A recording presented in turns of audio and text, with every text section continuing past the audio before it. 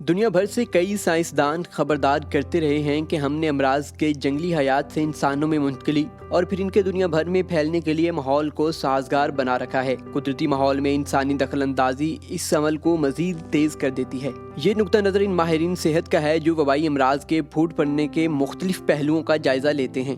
اپنی اس کوشش کے نتیجے میں انہوں نے نشاندہی کا ایک ایسا نظام وضع کیا ہے جو جنگلی حیات سے انسانوں کے اندر امراض کی منتقلی کی پیشین گوئی کر سکتا ہے۔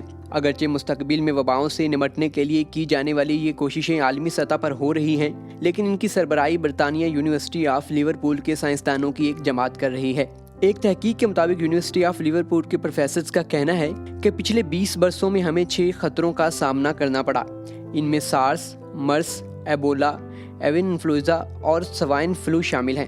ہم 5 کو تو جکائی دے کر بچ گئے مگر 6 کی زد میں آ گئے، اور یہ آخری عالمی وبا نہیں ہے جس کا ہمیں سامنا ہے۔ اسی لیے ہمیں جنگلی حیات کے امراض کا زیادہ گہرا مطالعہ کرنے کی ضرورت ہے۔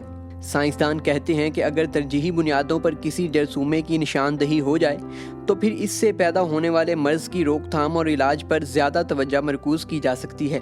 کئی سائنسدان اس بات پر متفق ہیں کہ جنگلات کی کٹائی اور جنگلی حیات کے مسکنوں پر انسانی تجاوزات جانوروں سے انسانوں میں امراض کی منتقلی میں مددگار ہیں۔ اب تک کی تحقیق کے مطابق ایسی چند وبائیں سامنے آ چکی ہیں جن سے جنگلی حیات اور انسانوں کے درمیان امراض کی منتقلی کی وضاحت ہوتی ہے۔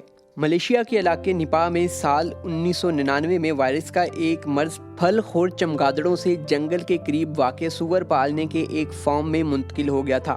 پھل خور چمگادڑوں نے درختوں پر لگے پھل کترے اور جب یہ ادکھائے لعاب لگے پھل زمین پر گرے تو وہاں موجود سوروں کی خوراک بن گئے۔ بعد میں 250 سے زائد ایسے افراد میں یہ وائرس پایا گیا جو ان سوروں سے کسی طرح رابطے میں آئے تھے۔ ان میں سے 100 سے زائد افراد ہلاک ہو گئے۔ کرونا وائرس کی شرح ہلاکت اگرچہ ابھی سامنے آ رہی ہے مگر موجودہ شرح 1% ہے۔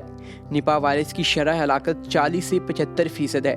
جنگلات کے قریب واقع فارم اور ایسے بازار جہاں جنگلی جانوروں کی تجارت کی جاتی ہے ایسے مقامات ہیں جہاں انسانوں اور جنگلی جانوروں کے درمیان رابطہ اور بیماریوں کا تبادلہ ہوتا ہے۔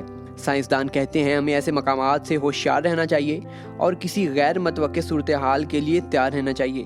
انسانوں کے اندر سال میں 3-4 نئی بیماریاں پیدا ہو رہی ہیں۔ ایسا صرف ایشیا یا افریقہ میں نہیں بلکہ یورپ اور امریکہ میں بھی ہو رہا ہے۔ Arsalan Nabeel, Bright Star TV وی، پاکستان۔